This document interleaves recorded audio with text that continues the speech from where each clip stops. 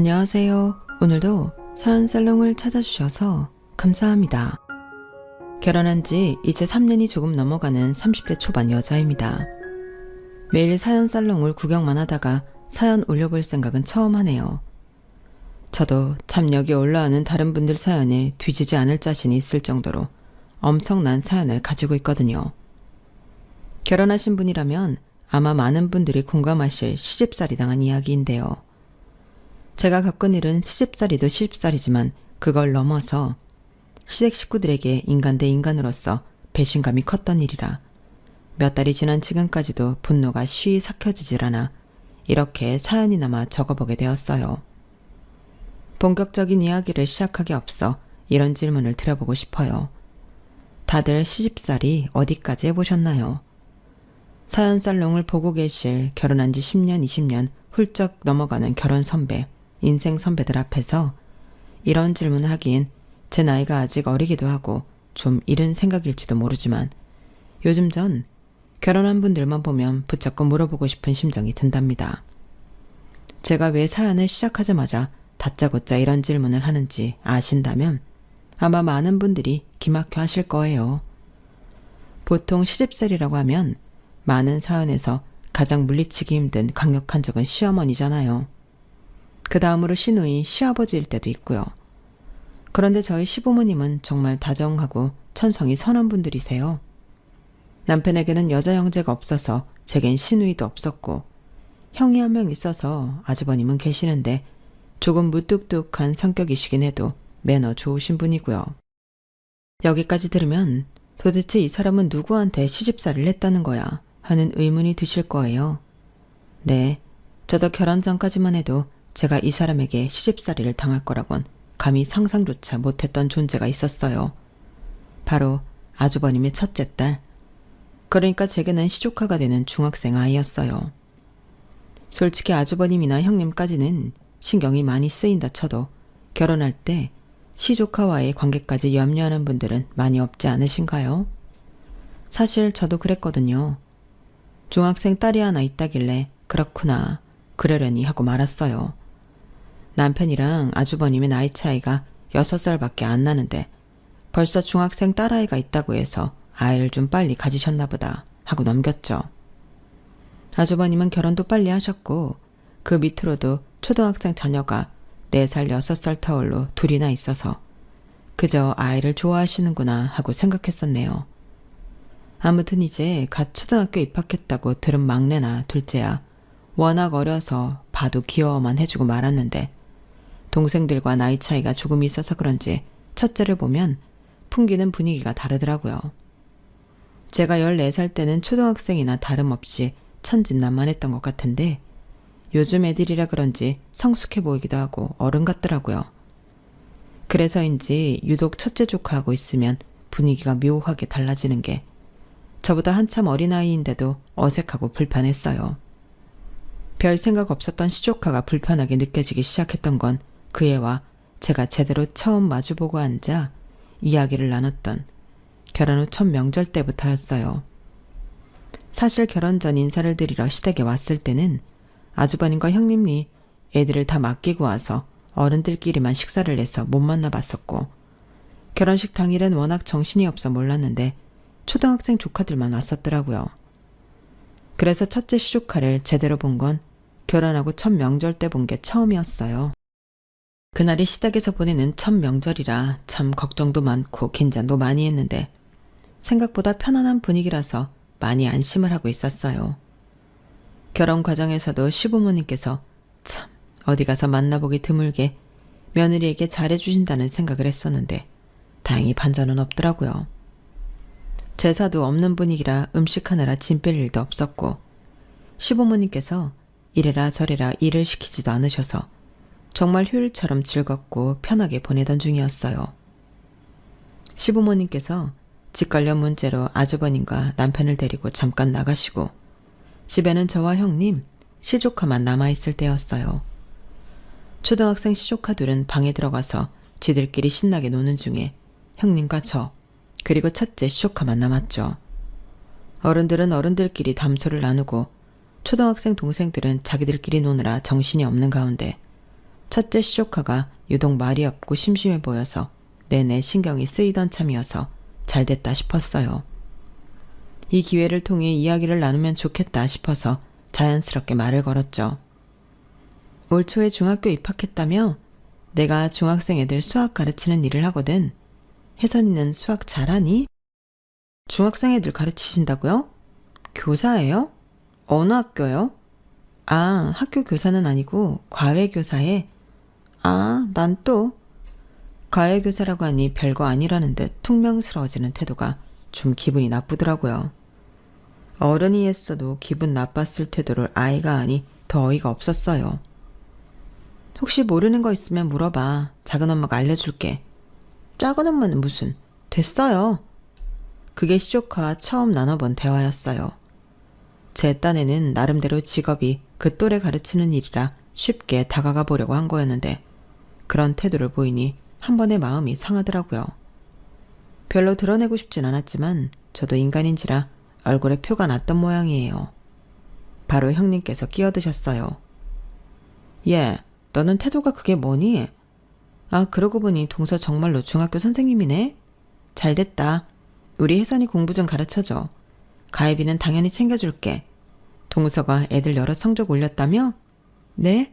아이, 혜선이는 그냥도 가르쳐주죠. 결혼하면 저희도 이쪽 동네로 이사할 거니까 언제든 말씀 안 하세요. 제가 그룹으로도 과외를 하고 있으니까 그 친구들 수업할 때 들어와도 되고요. 그래? 그래주면 나야 너무 고맙지. 안 그래도 혜선이가 수학을 못해서 걱정이었는데 한시름 덜었네? 아, 정말요? 그래도 수학은 중학교 때 기초부터 잘 쌓아놓으면 금방 성적 잡을 수 있어요. 내가 많이 도와줄게 혜선아. 우리 집에 자주 놀러와. 그나마 어색했던 공기를 형님께서 자연스럽게 풀어주셔서 내심 안심하고 있었는데 저희 얘기를 못 씹은 얼굴로 듣고 있던 시조카가 갑자기 자리를 박차고 일어났어요. 아, 진짜 됐다고요. 초면부터 짜증나게. 제 공부는 제가 알아서 할 테니까 신경 끄세요. 분위기는 순식간에 싸해졌어요. 시조카가 문을 꽝 닫으며 그대로 집을 뛰쳐나가버렸거든요. 때마침 현관에서 시아버님과 이야기를 하며 집에 들어오고 있던 남편이 놀라서 허겁지겁 뛰어들어올 정도로요. 여보, 뭐야, 왜 그래? 혜선이한테 뭐라고 했어? 어? 무슨 얘기를 하긴 뭘 무슨 얘기를 해. 근데 제가 갑자기 왜 저래? 설마 공부 가지고 훈계했어? 내가 그랬겠어? 오늘 처음 만나는데? 아우, 도련님도 설마 동서가 그랬겠어요. 그냥 제가 예민해서 그래요. 요즘 중2병이 무섭다던데 쟤는 왜 중2 되기도 전에 저러지? 하여간 누굴 닮아서 그러는지. 미안해 동서, 놀랐지? 내가 대신 사과할게. 아니에요. 한창 성적이 민감할 나이인데 제가 괜한 이야기를 꺼냈나 봐요. 공부 도와준다고 하면 좋아할 줄 알고. 제 직업병인가 봐요. 저야말로 죄송해요 형님. 앞으로 조심할게요. 조심하긴 뭘 조심해 동서. 이렇게 착해 빠져가지고 어디 결혼생활 잘하겠어? 동서, 명심해. 결혼생활이라는 게 그렇게 마냥 순탄하지만은 않다. 내 얘기 새겨듣는 게 좋을 거야. 나도 결혼생활이 정말 쉽지만은 않았어. 진심 반 농담 반으로 능청스럽게 위로해 주시는 형님 덕분에 기분이 풀리더라고요. 에이 형님, 그래도 저는 다른 건 몰라도 시댁복은 있는 것 같아요. 시부모님도 시댁살이 없이 잘해주시고 아주버님이랑 형님도 좋은 분들 같고요. 결혼생활의 힘든 점 절반은 시댁, 절반은 남편 때문이라는데 적어도 시댁 때문에 힘들 일은 별로 없을 것 같아요. 형님께서 내내 분위기도 풀어주시고 저를 많이 신경 써주시는 것 같아 그렇게 웃으며 답했는데 형님 얼굴이 묘하게 일그러지더라고요. 뭔가 꼭 양심에 찔리기라도 한다는 듯이요. 그래? 뭐 그치. 우리 시부모님 정도면 괜찮은 편이지. 시집살이도 별로 안 심하고. 잠깐이었지만 그 표정이 내내 마음에 걸리더라고요. 그때를 떠올리면 자꾸 찜찜해져서 돌아오는 길에 남편에게 슬쩍 물어봤어요. 여보, 혹시 시부모님이 시집살이 하거나 그런 건 아니지? 아유, 당신은 그 얘기를 몇 번을 묻는 거야. 그렇게 불안해? 결혼 전부터 얘기했잖아. 우리 엄마 아빠는 그런 거 없다고. 아, 그치. 아니, 아까 형님이랑 얘기하는데 형님 반응이 좀 이상해서. 형수님이 왜? 내가 시부모님이 시집살이도 안 시키고 형님이랑 아주버님 좋은 분 같다고 시댁 복은 있는 것 같다고 했더니 형님 표정이 좀 이상해지더라고. 약간 내가 잘못 알고 있는 것 같다는 듯한 표정이었달까? 그래? 사실은 우리 부모님이 처음부터 이런 분들은 아니긴 했어. 아마 그래서 형수님이 그런 반응이셨을 거야. 어? 그게 무슨 소리야? 형이랑 형수님은 좀 젊은 나이에 결혼하셨잖아. 그래서 그런지 엄마가 그때만 해도 좀 옛날 사상을 많이 못 버리셔서 형수님을 못 살게 굴긴 했었거든. 그땐 제사도 지낼 때라 많이 힘들긴 하셨을 거야. 그것 때문에 형이랑도 많이 싸우셨던 걸로 알고 있고. 아무튼 결혼 초반엔 형수님이 고생 꽤나 하셨을 거야. 이러다 멀쩡한 부부 이혼시키겠다 싶어서 나도 부모님한테 많이 뭐라 했지. 그래서 지금 많이 달라지신 거야. 아, 그렇구나. 남편의 설명을 들으니 형님이 왜 그런 반응이셨는지 한 번에 납득이 되더군요. 본인 때는 이런 시부모님이 아니었는데 제가 들어와서는 좋은 시부모님 듣고 있으니 얼마나 기분이 묘했을지 이해가 됐어요. 보통 그런 상황이면 괜히 나중에 들어와서 호선 누리고 있는 제가 얄밉게 느껴져서 경계하거나 퉁명스럽게 대했을 수도 있었을 텐데 친근하게 대해주시는 형님께 감사한 마음이 들더라고요. 역시나 참 좋은 분이라는 생각과 함께요. 그런데 한편으로는 저도 기분이 이상했어요. 원래 사람이 바뀌는 게 쉬운 일도 아니고 부모님 세대분들은 그 정도 연세에 생각을 바꾸시는 게 여간 어려운 일이 아닐 텐데 어떻게 쉽사리를 혹독하게 시키던 시어머니에서 지금처럼 며느리들을 자유롭게 내버려두는 시어머니가 됐는지 의문이 들더라고요. 자식들이 뭐라고 한다고 해서 고쳐질 거였으면 세상에 많은 시어머니들이 바뀌었을 텐데 말이에요. 그 정도로 생각이 열려있다는 걸로밖에는 설명이 안 됐는데 신기하기도 했고요. 아무튼 지금 바뀐 건 사실이니 그냥 그러려니 넘겼어요. 예전에는 그런 분이었다고 하니 언제든 돌변할 수 있다는 가능성만 약간 열어둔 채로요. 하지만 결혼한 지 1년이 지나고 2년이 지나도 시부모님은 저희에게 처음부터 지금까지 한결같이 잘해주시기만 했습니다. 문제는 생각지도 못한 곳에 있었죠. 네, 앞서 말씀드렸던 첫째 시조카에게요. 저기 동서, 정말 이런 부탁해서 미안한데 이야기해도 될까? 뭐길래 그렇게 뜸을 들이세요, 형님? 남편 회사가 이전을 해서 우리가 지방으로 이사를 가게 됐어. 근데 혜선이가 감수성이 한참 예민한 때기도 하고 성적도 중요한 시기잖아.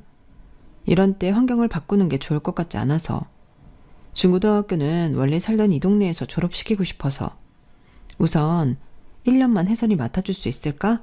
딱 중학교 졸업 때까지만. 남편이 다시 서울로 오려면 부서 이동 신청을 해야 하는데 적어도 1년은 걸릴 것 같아. 네? 그게 같이 사는 건 좀 힘들 것 같아요, 형님. 알지, 너무 잘 알지. 내 자식이랑 같이 사는 것도 힘든데 남의 자식이랑 사는 게 얼마나 힘들겠어. 그래도 그동안 우리 정이 있잖아. 혜선이한텐 절대 동서 심기 건들지 말고 쥐 죽은 듯 학교랑 집만 왔다 갔다 하라고 할게. 1년이 길어 보여도 은근히 짧은 세월이야. 내가 이렇게 부탁할게. 어? 형님 마음은 너무 잘 알겠지만 제 입장에서는 갑작스러운 부탁이라서요. 같이 사는 건 저희 부부가 신혼이기도 하고 상의를 좀 해봐야 할 것 같아요. 남편이랑 이야기하고 다시 말씀드릴게요. 전화를 끊고 나니 마음이 너무 착잡하더라고요. 가뜩이나 어쩌다 한번 만나는 사이인데도 한없이 불편한 시조카를 데리고 살라니. 아무리 시조카가 쥐죽은 듯 산다 해도 같이 살면 매일 오며 가며 얼굴 마주칠 텐데 신경이 안 쓰이는 게 가능하겠나 싶었어요. 그래서 당연히 남편도 거절할 줄 알았죠. 여보, 형님이 말도 안 되는 부탁을 하시는데 당신이 좀 아주버님 통해서 거절해 줄 수 있지? 부탁? 무슨 부탁? 아니, 혜선이 중학교 졸업할 때까지 1년만 우리가 데리고 살아달래. 아무리 형님이랑 아주버님이 나한테 잘해주셨어도 애를 맡기는 건 완전 다른 문제지. 애도 셋이나 키워보신 분이 어려운 거 알면서 왜 저런 부탁을 하시지? 뭐? 애 키우는 거랑 여랑 같나? 다 키운 애 방 하나 내주라는데 뭐가 그렇게 어려워서 거절을 해? 그냥 우리가 1년만 데리고 있자. 현관 바로 앞에 있는 복도 끝방 무슨 당신 운동방으로 만든다더니 헬스장만 가고 저 방은 쓰지도 않잖아. 집이 좁은 것도 아니고 남는 방도 있는데 뭐하러 거절해. 사이 껄끄러워지게. 뭐라고? 혜선이 까칠한 거 알면서 그래. 가끔만 보는데도 내가 조금 실수하면 펄펄 뛰는 애야. 당신도 전에 봤잖아. 그런 시한폭탄 같은 애를 어떻게 데리고 살아? 중학생이잖아. 당신도 중학생 애들 많이 가르쳐 봤으면서 혜선이 하나 케어를 못해. 그때야 워낙 낯설고 사춘기니까 그랬겠지. 내일 모레 고등학교 들어가는데 사춘기도 거의 끝났겠구만. 아니 여보, 왜 이렇게 남일처럼 말해? 나는 싫어. 우리 아직 신혼이야. 내가 내 집에서 편히 쉬지도 못하고 한참 어린애 눈치 보며 살아야 해? 누가 눈치 보래. 저 방은 안방이랑 거리도 먼데 눈치는 무슨 눈치야. 그냥 서로 방에서 안 나오면 같이 사는지 안 사는지도 모르겠구만. 그리고 이 기회에 당신도 겸사겸사 혜선이랑 사이 좋아지면 좋잖아. 딱 당신이 가르치는 애들 나이 때인데 혜선이랑 친해지면 당신 일하는 거에 도움되지 않겠어? 뭔 소리야. 내 학생들이랑은 내가 알아서 이미 친하게 지내고 있는데 당신은 정말 혜선이랑 살아도 된다는 거야? 그래, 뭐 평생 살라는 것도 아니고 1년만 데리고 있어달라는데 그게 그렇게 어려워? 막말로 당신도 일하고 나도 일하고 혜선이도 자기 학업하면 집에서도 마주칠 시간 그렇게 길지 않아. 주말에도 무슨 종일반 학원 다니다는데 주말도 온전히 우리끼리 보낼 수 있고. 그게 뭐 그리 싫다고 그렇게 정색을 해. 싫어. 싫다니까. 그렇게 좋으면 당신이 혜선이 데리고 살던지. 여기는 당신만 사는 집이 아니야. 내가 내 집에 낯선 사람 들이기 싫은 거 당연한 거 아니야? 당신이 옆집 얻어서 혜선이 데리고 나가든가. 와, 당신 정말 사람 그렇게 안 봤는데 되게 냉정하다. 하루 종일 애한테 매달려서 육아하라는 것도 아니고 어떻게 이렇게 매정해? 가족끼리 살면서 서로 도울 수 있는 건 도와야 나중에 우리도 난처한 일 생길 때 부탁할 수 있고 다 그렇게 서로 도우면서 사는 거지. 살면서 당신은 형수님한테 뭐 부탁할 일 없을 것 같아? 다른 부탁은 다 들어줘도 집에 애 들이는 건 싫다고. 며칠 데리고 있는 것도 아니고 같이 사는 건 완전 문제가 다르잖아. 아무리 다 컸다고 해 내 애는 앤데 신경 안 쓰이겠어? 게다가 집에 공부하는 애 있으면 눈치 보이는 거 몰라? 됐어. 그렇게 싫으면 거절은 왜 나보고 하래? 난 찬성이니까 반대할 거면 당신이 직접 거절해. 왜 싫은 소리는 나한테 시켜? 진짜 이기적이야. 그저 어색한 시조카 데리고 사는 게 싫다고 말했을 뿐인데 이기적이라니. 남편의 가치관이 정말 이해되지 않더라고요. 그래도 2년이나 연애하고 결혼한 건데 내가 이 사람이랑 이렇게 생각이 달랐나 싶기도 해서 너무 놀라웠어요. 그렇게 대판 싸우고 저는 다음날 형님께 제 의사를 밝히기 위해 바로 전화를 걸었어요. 더 이상 이 문제로 피곤해지고 싶지 않았거든요. 형님, 저예요. 어제 남편하고 혜선이 이야기해봤는데 동서, 안 그래도 고맙다고 전화하려고 했어. 혜선이 곧 도착할 거야. 내가 이 은혜는 꼭 잊지 않고 갚을게. 혜선이 걔가 무뚝뚝해서 표현은 안 해도 속으로는 엄청 고마워하고 있을 거야. 동서도 알겠지만 걔가 사회성이 은근 없어서 그나마 사귀었던 소꿉친구 다 여기 놔두고 이사 가기 싫다고 울고불고 난리도 아니었거든. 네? 그게 무슨 말씀이세요? 저는 거절하려고 전화드린 건데 혜선이가 저희 집으로 오고 있다고요? 어제 도련님이 혜선이 보내라고 흔쾌히 전화와서 오늘 아침 일찍 혜선이 보냈는데 뭐라고요? 말이 끝나기 무섭게 띵동 하는 현관 벨소리가 울렸어요. 벨소리가 그렇게 공포로 느껴지긴 처음이더라고요.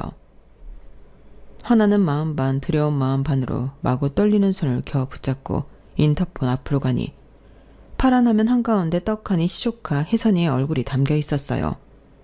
도착했나 보네. 여기까지 왔으니까 점심은 먹이고 보낼게요. 저 혜선이 못 데리고 있어요, 형님. 저 그 얘기하려고 오늘 전화한 거예요. 뭐라고? 이건 아니지, 동서. 그럴 거였으면 내가 혜선이 안 보냈지. 혜선이 오늘 이사한 우리 집에서 꾸역꾸역 서울 올라간 거야. 애는 애대로 고생시키고 이게 뭐 하는 짓이야? 둘이 상의해 본다며. 난 당연히 상의한 줄 알았지. 도련님이 봐준다 했으면 된 거 아니야? 사람이 어쩜 이래? 형님, 남편이 독단적으로 한 행동이라 저도 너무 화가 나는 상황이에요. 혜선이한테는 미안하지만 어쩔 수 없어요. 오늘 저녁차 태워서 보낼게요. 예정에도 없던 혜선이가 집에 오는 바람에 오늘 제 약속도 다 취소하게 생겼어요. 저로선 혜선이 밥 먹이고 좀 쉬게 했다가 내려보내는 것 이상으로는 더 해드릴 수 있는 게 없네요. 따지려거든 남편에게 따져주세요. 뭐라고? 동서 잠깐만 끊지 말아봐. 이런 법이 어딨어? 비명을 지르다시피 하는 전화를 끊고 안방 문을 열어젖히자 머리는 까치집을 하고 천하태평하게 자고 있는 남편을 보니 우라통이 치밀더군요. 화가 나서 베개로 남편을 흠씬 두들겨 팼더니 남편이 화들짝 놀라서 일어났어요. 아, 여보 왜 이래? 당신 미쳤어? 미치긴 누가 미쳐? 미친 건 너 아냐? 지금 밖에 누가 와 있는지 알아? 밖에? 아, 혜선이? 벌써 왔어? 아, 혜선이? 장난해? 왜 춥겠다. 얼른 열어줘야지 뭐해. 남편이 후다닥 일어나 현관으로 걸어가는데 진짜 그때의 기분은 이루 말할 수가 없더라고요. 그래서 빠른 속도로 쫓아가 문을 열기 직전 남편에게 경고했어요. 혜선이 점심만 먹이고 보낼 거야. 뭐? 애가 차를 몇 시간 타고 온 건데 미쳤어? 몰라. 나랑 상의 안 한 당신 잘못이지. 그러게 누가 맘대로 부르래? 그러기만 해. 아주 정남이가 뚝 떨어질 것 같으니까.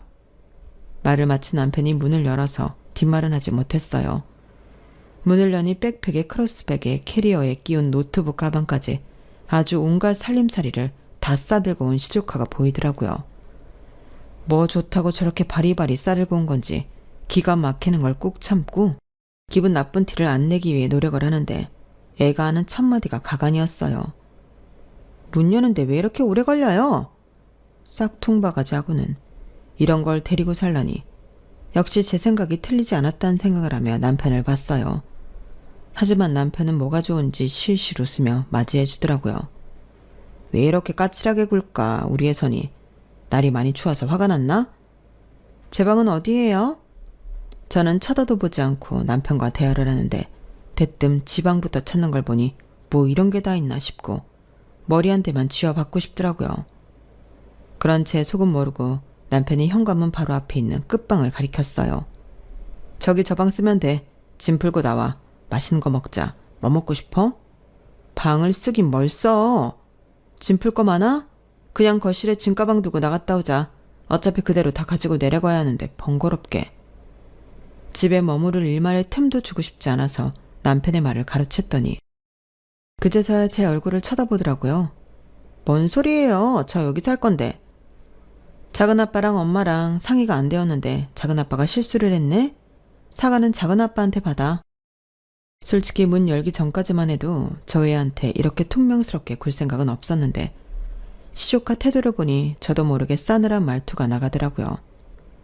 그런데도 시조카는 기가 죽긴커녕 코웃음을 쳤어요. 사과를 왜 받아요? 전 안 내려갈 건데. 두 분이 소통 못해서 생긴 일에 왜 제가 피해를 입어야 하죠? 전 여기 오라 해서 온 거고 보아하니 방도 비워놓은 것 같은데 다시 내려갈 이유가 없는데요? 방은 비워놓은 게 아니고 원래 비어있던 방이야. 내가 쓰려고 비워놓은 방이니까 미안하지만 여기 놀러 올 순 있어도 살 순 없어. 여기까지 왔는데 점심은 맛있는 거 사줄게. 용돈도 필요한 만큼 주고. 작은엄마가 신경 써줄 수 있는 건 이 정도까지야. 점심은 됐고요. 용돈도 필요 없어요. 어차피 쓰지도 않던 방. 저랑 살기 싫다고 쓸모있는 방인 척 연기하지 마시고요. 전 어른들끼리 다 이야기 됐다고 들었으니까 못 내려가요. 방에 짐 풀게요. 그대로 남편이 가리킨 방에 들어가려는 시조카를 보니 말 그대로 눈이 뒤집히더라고요. 저도 모르게 울컥해서 시조카의 팔을 덥석 붙잡았더니 시조카가 엄청난 힘으로 저를 밀치듯 뿌리쳤어요. 나요? 어딜 만져요 더럽게. 뭐라고? 전 분명히 안 내려갈 거라고 말했어요. 아니 못 내려가요. 저라고 뭐 좋아서 그쪽이랑 산다는 줄 알아요? 나도 싫은 건 피차 마찬가지니까 서로 좀 못 본 척하고 살자고요. 네? 사람이 너무 놀라면 사고 회로가 정지된다는데 그 순간 제가 딱 그랬어요. 그렇게까지 강하게 나올 거라고는 상상도 못해서 모든 행동이 굳어버리더라고요. 그 와중에도 남편은 제 편을 들긴커녕 놀라서 혜선이를 따라 들어가는데 너무 어이가 없어서 뭐라 하지도 못했네요. 그날 저는 시조카 꼴도 보기 싫은 마음에 방에서 한 발자국도 안 나갔어요. 거실에서 남편이 눈치도 없이 시조카와 화기애애한 대화를 하는 게 간간히 들려왔지만 싹 무시했죠. 시조카는 물론이고 남편도 꼴도 보기 싫어서 안방에서 남편도 쫓아냈어요. 남편은 옷방에서 자고 저는 안방에서 자는데 이쯤 되니 시조카가 어디까지 버티나 궁금해지더라고요. 안 가겠다고 버티는 애한테 무력을 행사할 수도 없고 시댁이 엮여있으니 함부로 할 수가 없어서 그냥 될 대로 되라 하는 마음으로 무시했죠. 남편도 아무리 시조카라지만 언젠가 이 생활을 불편해할 날이 오겠지 싶었거든요. 그렇게 웬걸? 그렇게 한 학기가 다 지나가도록 시조카는 저희 집에서 나가지 않고 잘 버티더라고요. 게다가 잊을만 하면 틈틈이 제 속을 뒤집어 놓는 멘트를 하는 것도 잊지 않았어요. 밑반찬이 왜 이렇게 맛이 없어요? 작은 아빠, 맨날 이런 거 드시고 산 거예요? 옷 정리한 것 좀 봐. 이렇게 정신없이 해놓고 어떻게 살아요? 옷장을 하나 더 사던가 하지. 각방 쓸 거면 결혼은 왜 했어요? 맨날 작은 아빠만 바닥에서 자고. 남편 걱정도 안 되나? 얼핏 들으면 이간질 같은 얘기들을 저 들으란 듯 남편에게 하는데 상대하기 싫어서 못 듣는 척 하려다 하가도 도저히 안 되겠더라고요. 너 방학인데 니네 집에 내려가 있어. 학기 시작하고 오던지 해. 서로 불편하게 이러고 사는 것도 웃기지 않니? 좋은 말로 할 때 너희 집에 좀 내려가 있어. 나도 참는데 한계가 있어. 저건 엄마가 못 참으면 뭐 어쩔 건데요? 쫓아내기라도 하시게? 여기 내 집인데 못 쫓아낼까봐? 못 쫓아낼걸요? 얘 봐라. 그건 무슨 자신감이니? 작은 엄마는 절 쫓아낼 자격이 없으니까요. 자격? 내가 내 집에 내 남편하고만 살겠다는데 갑자기 무슨 자격을 운운하는지 순간 머리가 띵해졌지만 그대로 말릴 순 없었어요. 자격이고 나발이고 제발 방학 때만이라도 니네 집에 내려가 살든지. 그게 싫으면 제발 내 심기 건드리지 말고 입 다물고 조용히 지내. 한 번만 더 건드리면 짐 다 싸서 내다 버리는 수가 있으니까. 말하고 나서 저도 아차했어요. 드라마에서 개문화할 법한 대사를 제가 하게 될 줄은 몰랐거든요. 하지만 저도 쌓일 대로 쌓인 터라 험한 말이 나가는 건 어쩔 수가 없더군요. 여보, 애한테 지금 그게 할 소리야? 뭐, 내가 못할 소리 했어? 자기 집으로 돌아갈 거 아니면 얌전히 살라는 말인데 그게 잘못됐니? 당신은 제가 나한테 달라들 땐 가만히 있더니 왜 나한테만 난리야? 내가 지금 나보다 한참 어린 시조카한테까지 시집살이 당하고 살아야겠어? 제 말을 듣고 경악했다는 듯 끼어드는 눈치 없는 남편하고 그날도 한바탕 싸웠네요. 몇 달째 같은 문제로 싸움이 반복되다 보니 저도 슬슬 지치더라고요. 그동안 형님께도 전화드려서 제발 애 좀 데리고 가라고 애걸복걸 매달리고 설득도 하고 협박 비슷한 것도 해봤지만 다 통하지 않았어요. 아주버님도 마찬가지였고요. 게다가 두 분은 막판엔 제 연락을 안 받기 시작하더니 기어이 잠수까지 타시더라고요. 시부모님께 여쭤봐도 대답을 피하시기만 했고요. 마치 온 가족이 한 통속으로 혜선이가 우리 집에 얹혀 살길 바라는 것만 같았어요. 그러던 어느 날이었어요. 3대1 그룹과외가 있는 날 한 친구가 지각을 해서 그 애를 기다리면서 수업 준비를 하고 있었는데 그동안 다른 두 아이가 대화하는 게 귀에 들어오더라고요. 야, 그래서 주혜선 걘 요즘 어떻대? 그니까 안 그래도 나도 그거 물어보려고. 근데 이런 거 보면 진짜 무서워서 결혼 못하지 않냐? 걔네 아빠랑 결혼한 분은 걔가 친딸인 거 상상도 못하고 있을 거 아냐. 대말이 내가 결혼했는데 조카가 내 집에 얹혀 살겠다는 것도 너무 싫을 것 같은데 알고 보니 걔가 내 남편이 사고쳐서 낳은 딸이었다? 와, 진짜 생각만 해도 끔찍하다. 그 여자분은 어떡해? 진짜 불쌍해 죽겠다. 아이들이 하는 이야기를 듣다 보니 온몸에 털이 쭈뼛쭈뼛 서는 것 같더라고요. 혜선이란 이름이 흔한 이름이긴 하지만 주시성의 혜선이란 이름의 조합은 흔하지 않은 것 같아 더 그랬어요. 게다가 제가 가르치던 학생들이 혜선이랑 동갑내기 같은 학교에 다니는 친구들이었거든요. 그래서 끼어들지 않을 수 없었죠. 얘들아, 혹시 니네가 말한 주혜선이란 이름을 가진 친구가 학교에 한 명밖에 없니? 네? 그렇지 않나? 아마 맞을 거예요. 네, 다른 혜선이는 많은데 주혜선은 한 명밖에 없을걸요? 선생님도 혜선이 아세요? 아이들의 순진무구한 얼굴에 억장이 무너져 내리더라고요. 하지만 그래도 믿기지 않는 건 마찬가지라 떨리는 손으로 핸드폰을 켜 혜선이의 프로필 사진 화면을 아이들에게 보여줬어요. 얘가 맞아? 네, 얘예요. 선생님도 얘 가르치세요? 아까 해준 얘기 좀 자세히 해줄 수 있니? 얘네 아빠가 혜선이가 딸인 걸 숨기고 결혼했다고? 티내지 않으려고 노력했지만 목소리가 마구 떨리더군요. 다행히 아이들은 눈치채지 못했는지 지들끼리 서로 이걸 말해줘도 되나 시선을 부딪혔어요. 뭐 어때? 이미 다 들으셨는데. 비밀이에요, 선생님. 요즘 혜선이가 그래서 새엄마랑 사는데 조카인 척하고 사느라 짜증나 죽겠대요. 아빠가 언제 밝힐지 간보고 있는데 새엄마는 자기를 조카라고 생각하니까 아빠랑 자기를 엄청 갈군다나? 그래서 나중에 아빠가 자기 친딸인 거 밝히면 역으로 복수할 거라고 요즘 맨날 그 얘기밖에 안 해요. 뭐라고? 충격적인 사실을 알게 된 것도 어이가 없었는데 그 발칙한 녀석이 그런 생각을 품고 있다는 걸 듣게 되니 정말 얼척이 없더군요. 그날 수업은 도대체 무슨 정신으로 진행했는지 모르겠어요. 처음엔 애들 말만 믿고 이러는 게 맞나 싶었지만 생각해보면 이상한 점이 한둘이 아니긴 했어요. 단순히 시조카라고 하기엔 너무 친밀한 사이라거나 혜선이가 절대 제 집에 돌아가지 않으려고 하는 것도 아주버님과 형님도 막무가내로 혜선이를 제 집에 보내고 방치하는 것도 혜선이가 제 남편의 딸이라고 하면 이해가 됐어요. 하지만 남편과 결혼할 때 호적이 아무것도 없이 깨끗했던 걸로 아는데 어떻게 이런 일이 가능한지 의문이었죠. 더 확실한 확인이 필요해서 시댁에 전화를 걸었어요. 어머니 저예요. 둘째 며느리요. 남편한테 이야기 다 들었어요. 그동안 마음고생 많으셨죠? 무슨 얘기 말이냐? 혜선이요. 저는 혜선이한테 그런 사연이 있는 줄도 모르고 너무 시조카대하듯 했네요. 제게도 딸이 생긴 거나 다름없는데. 혹시나 모를 상황을 대비해 떠보듯 이야기했는데 잠시 수화기 너머로 어머니께서 놀란 듯이 말씀이 없으시더라고요. 어찌해야 할 바를 모르는 눈치였어요. 들었니? 네, 다 듣고 전화드린 거니까 너무 놀라지 않으셔도 돼요. 이럴 거면 왜 숨기셨어요? 진작 말씀해 주셨어도 됐는데. 미안하다. 우리 아들 온전히 장가 보내려면 어쩔 수가 없었어. 요즘 같은 세상에 어릴 때 사고쳐서 낳은 딸이 있다고 하면 어떤 여자가 좋다고 결혼을 하겠니? 숨겨서 정말 미안하다.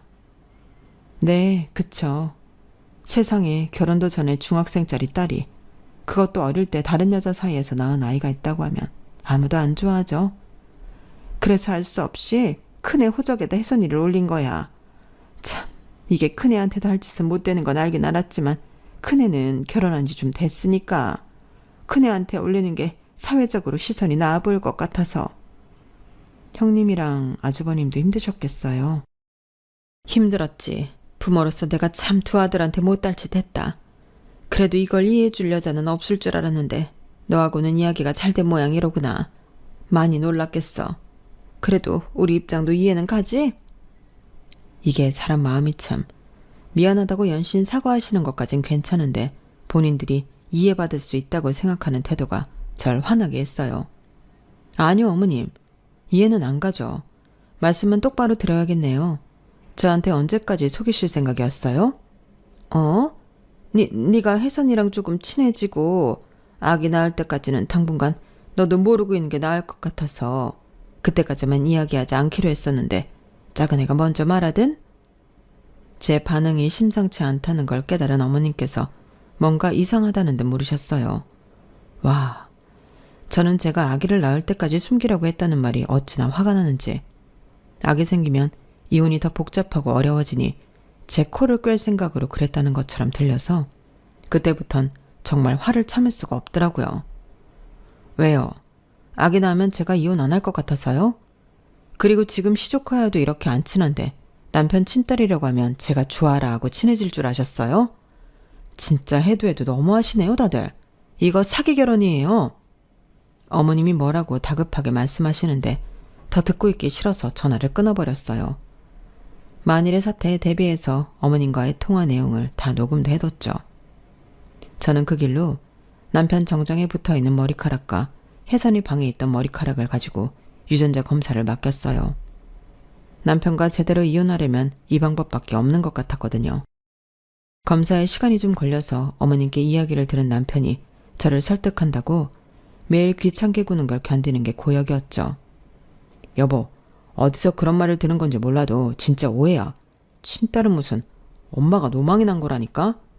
노망이 나시긴 했지. 아무리 아들 장가를 보내고 싶어도 그렇지. 어떻게 둘째 아들 딸을 첫째 아들 호적에 올릴 생각을 하셔? 진짜 아니라니까 그러네. 내가 어떻게 해야 믿을래? 당신이랑 혜선이 유전자 검사 맡겼어. 당신 말대로 믿음 다 떨어진 당신 말이나 노망난 당신 어머니 말은 안 믿을게. 난 그냥 결과만 볼래. 여보, 당신 진짜 너무한 거 아니야? 너무한 게 누군데? 지금 당장 쫓겨나기 싫으면 검사 결과 나올 때까지만이라도 입 다물고 있어. 그렇게 시간이 지나고 검사 결과가 나왔어요. 유전자는 99% 일치했고 예상했던 결과라 놀랍지도 않더라고요. 저는 검사 결과를 시댁 단톡방과 혜선이에게 전송한 후 그 길로 남편과 혜선이가 입는 옷들과 물건을 대충 빼서 집 밖에 놔두고 집 비밀번호를 바꿨어요. 톡방을 확인한 시댁 식구들에게서 전화가 빗발치듯 쏟아졌지만 싹 다 무시했죠. 급하게 퇴근해서 집으로 돌아온 남편이 미안하다고 무릎을 꿇고 5만 가지 쇼를 펼쳤지만 저는 이혼을 요구했어요.